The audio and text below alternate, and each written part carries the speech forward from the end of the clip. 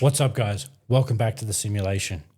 You've heard the line, AI and robotics will take some jobs, but it'll create new ones we can't even imagine yet. Personally, I think that is the most nonsense, pacifistic sedative ever marketed, because let's be honest, if you can learn a skill, an AI can learn it faster, and if you can do a job, a robot can do it better. Right now, people are comforting themselves with the fact that it can write emails and do spreadsheets, but it can't fix my car, climb a ladder or unclog a pipe. Okay, yet. And here's the mistake they're making. They picture robots as humanoids. Clumsy metal people, slow and expensive, stuck in demos. But the real takeover doesn't start with a robot that can do everything. It starts with a swarm of specialised, non-humanoid machines that do one thing insanely well.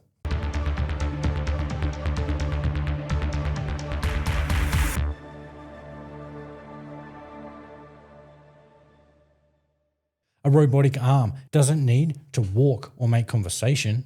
It just needs to pick, pack and place for 20 hours a day.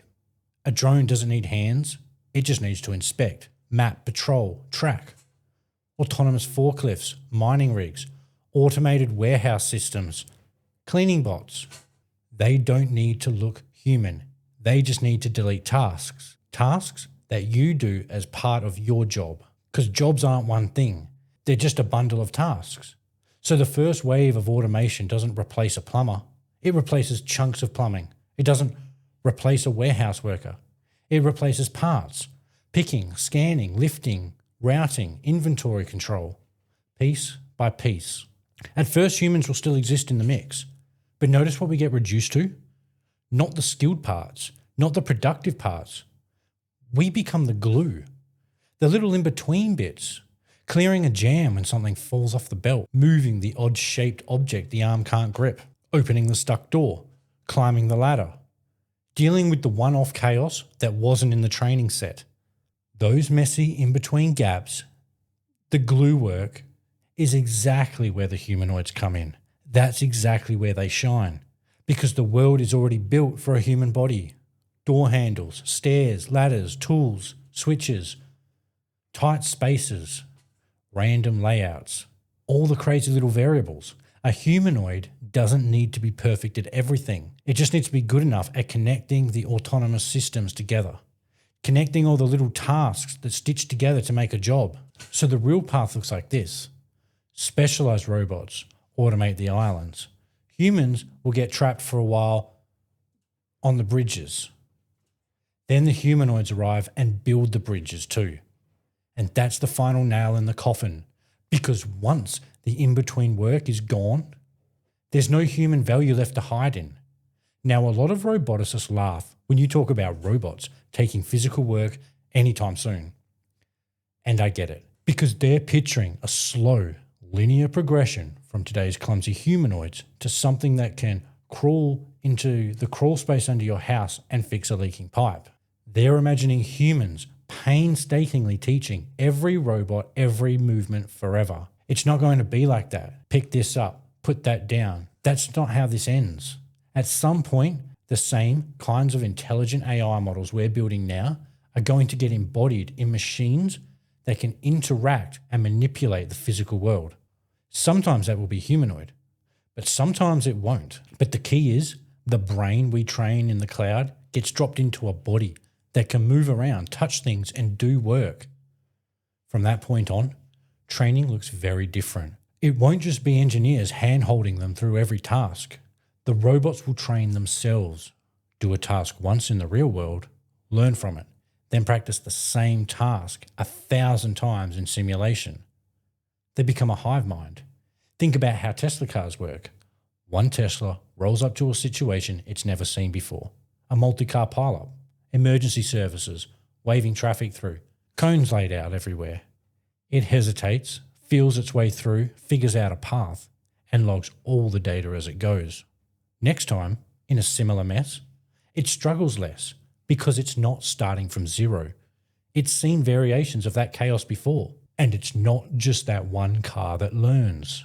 Every Tesla gets the upload One car's near miss becomes a fleet-wide lesson. Now take the same logic and apply it to millions, eventually billions of humanoid robots moving through the physical world, with an AI brain behind their eyes. First, we'll see them in factories, on assembly lines, sorting lines, doing basic repetitive tasks. That alone will teach them manipulation, gripping force, balance, timing, the boring fundamentals. And once the AI operating them gets better at physics and cause and effect, we will start pushing them into higher stakes work: plumbing, electrical, construction, emergency services, policing, military. The robot in your home works the same way. Every time it vacuums your house, puts away your groceries, or cooks you dinner, it's not just doing the chore. It's learning your floor plan, which cupboard the plates go in, how your dodgy stove lights, how to step over the dog that always sleeps in the wrong place.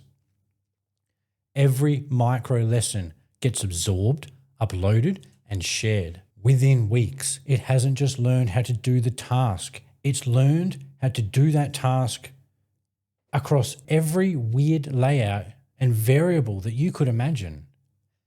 That's the real world part. Now here's where it gets completely insane. While it's learning in the real world during the day, it can also be training in a virtual world at night. We already use digital twins. These are like digital copies of factories or mine sites, or a room where you test flows before you spend money building it physically. With robots, you do something similar. You drop the robot into a training environment, let it practice safely and cheaply in simulation, then deploy the real machine in the real world with way less risk.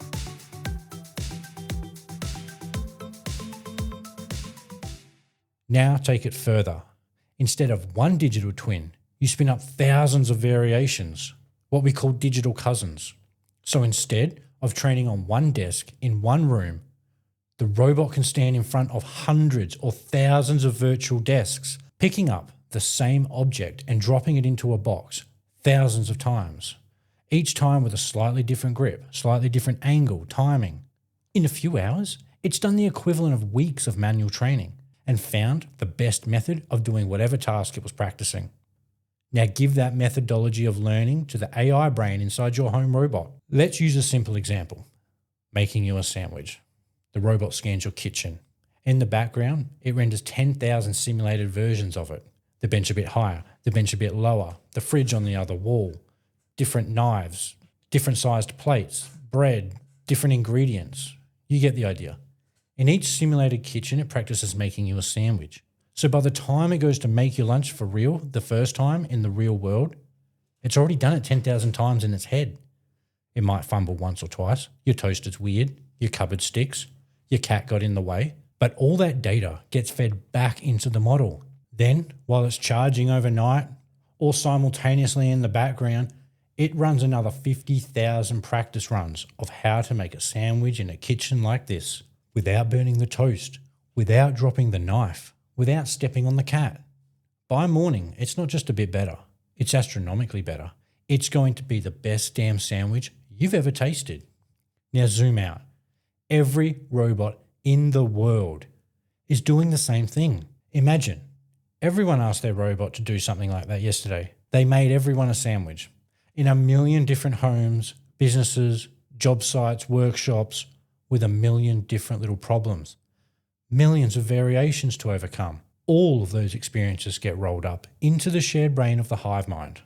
A robot working on an assembly line in Vietnam, building wooden tables, is able to learn the skills of making a sandwich in your kitchen from your robot, and vice versa, and every other possible scenario that a robot is undertaking at any given moment. It will all be shared. The sandwich example is silly on purpose. I'm just trying to put it in a way that you'll understand the logic. Now apply it to real tasks.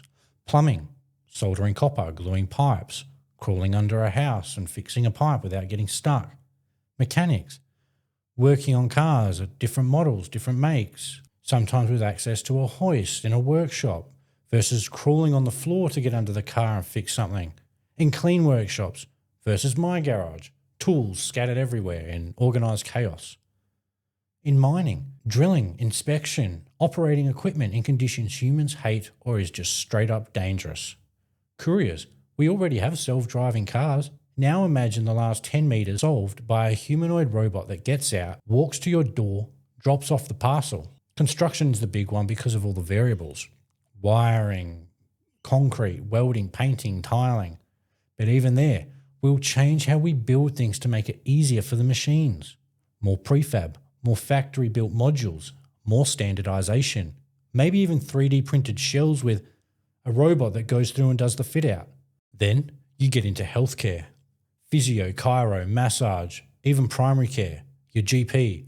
Why would you go to a human when a machine can run perfect protocols, track outcomes, and update itself from every case on Earth? Surgery? Eventually people will look at human hands the way we look at medieval medicine.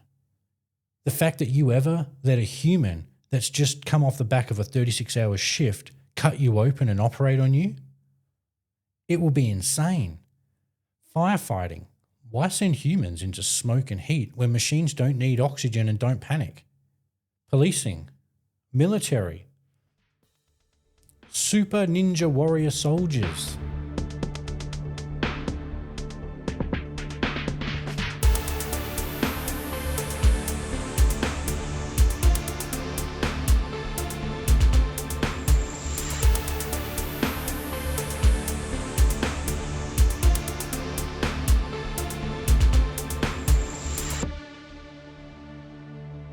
You can keep going indefinitely.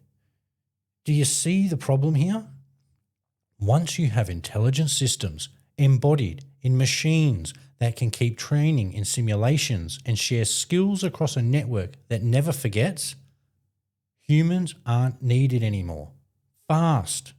You don't need a million human apprentices. You just need a hive mind of machines making mistakes and learning from them and distributing that knowledge instantly. How long before they can do any job you can think of, better than any human alive? In some cases, by that afternoon. So if this technology brings about new jobs, an AI or robot will be doing it by that afternoon, not you. Why would we retrain you into a role that at best would take you days, weeks, maybe months to understand, comprehend, and do efficiently?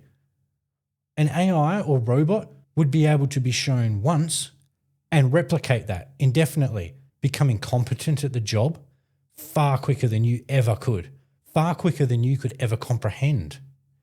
You won't be doing these new jobs if they come about.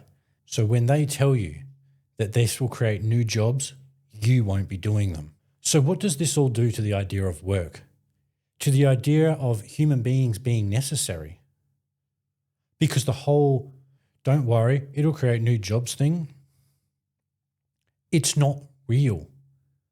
Even if you take robots out of the equation and keep it to disembodied AI, even if there are some jobs left for humans to do, the amount will be so small. The job market will be so competitive because everybody will be applying for the same job. So they will take the absolute best of the best of the best. We're here because you're looking for the best of the best of the best, sir. You won't stand a chance. In an economy that's facing 20, 30, 40, 50% or more unemployment rates, what does that look like? What does the economy become? It doesn't have to wipe out every single job for it to completely upheave and completely transition us to a new way of living, a new economic structure that we just can't understand right now. We can't see it. I don't think we understand how disruptive this technology is going to be as it gets better. It may not happen as quick as they're saying because obviously they want investment into their companies and the technologies they're producing. But this is their end goal. Their end goal is to replace us. And I think they will succeed. It may take them longer than they're saying, but they will get there.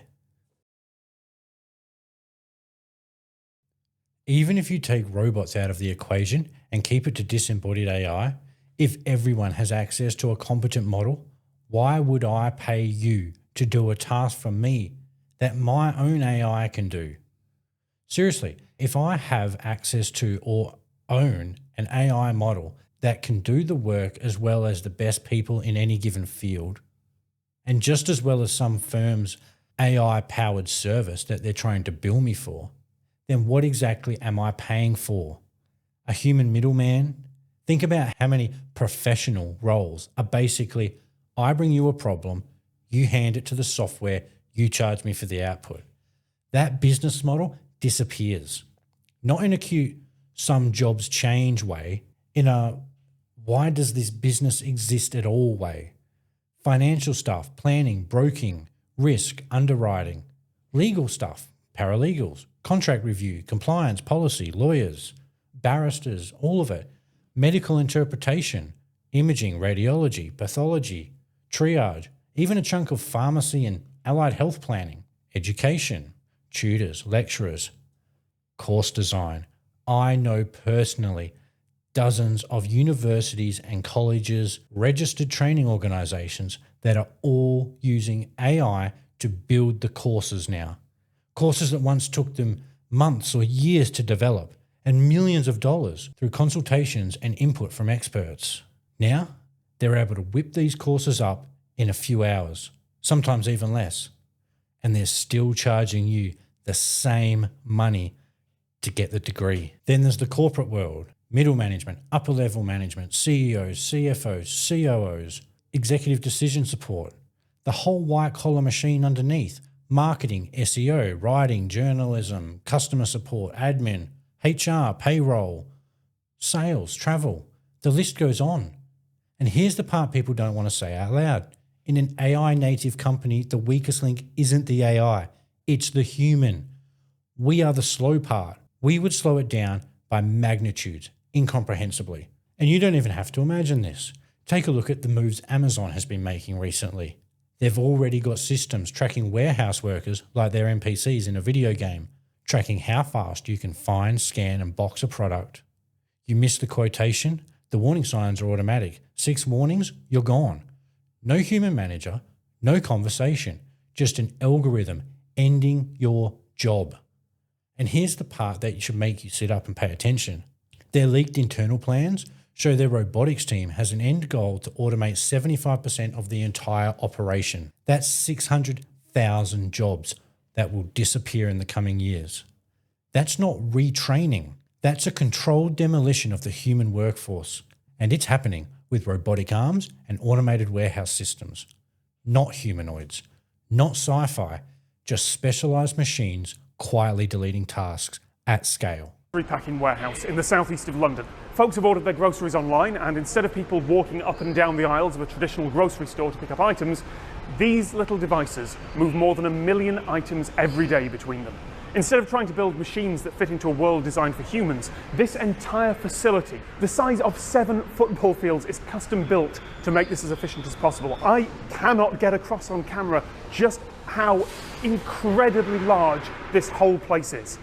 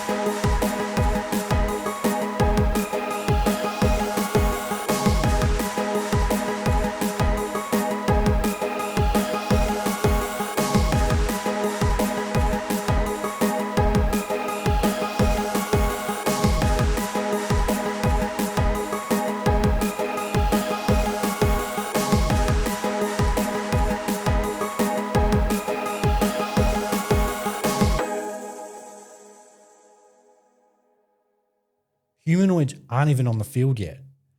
But when they show up, they're the final piece, the final nail in the coffin, the thing that covers the gaps and wipes out whatever work humans were left clinging onto. Keeping humans on the team? It would become nostalgic and massively unproductive. We slow the system down by orders of magnitude. We introduce politics and ego, fatigue, miscommunication, paid sick leave. The AI or robot doesn't have any of that. So if a company can be run by AI and my AI can do what their AI does, why do I need them at all? Now take that exact logic and plug it into robotics. If everyone has a humanoid robot, why would I pay someone to mow the lawn, clean my house, move boxes, stack shelves, fix the leak? My robot would be able to do it just as well as yours could. And if there are still physical jobs left out there, why would I go do them? I would send my robot to the factory while I sit at home and pocket the wage. Except it won't work that way, because the factory wouldn't hire my robot. They'll have their own fleet that they've bought or leased. Then you hit the wall. How does the factory keep running if no one has a job anymore or money left to buy the product they're building? The demand side collapses. As an entrepreneur, someone who enjoys building things, I have to pause and ask, what business is worth building today that isn't going to be annihilated in a few years? When your customer can generate your product, run their marketing and customer support with an LLM, and send a robot to do the physical bits by that afternoon, even if you build a physical product, who are you selling it to? In a world where a huge chunk of the population is unemployed or effectively owned by a system they can't escape, living on some sort of universal basic income, why would you grind for a decade to build a business in an economy where both you and your customer get your safety net from the same government institution? And if you're at the age where you're starting university or college, taking on student debt for a degree, you better be having a long, hard think about whether you're going into debt to learn skills that might be obsolete before you even graduate. So the real question isn't just what jobs will exist, it's what is worth learning or building in a world where knowledge, expertise, and human labour are no longer the scarce resources. And that's where it shows up, the big comforting answer: universal basic income, socialism, the lullaby coming from the people building this. Don't worry, when the machines and AI take all the jobs, we'll just pay everyone. It sounds nice, but the way it actually gets implemented comes with strings attached, because the moment your survival depends on an allowance that can be turned off or down, delayed or conditioned, you're not being supported. You're being managed. And that's the part they're leaving out.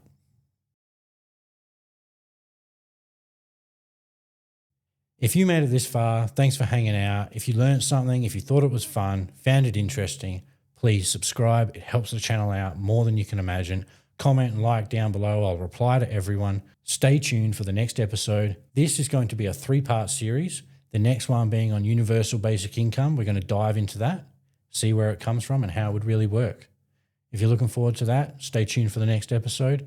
And until then, remember, stay curious and question everything.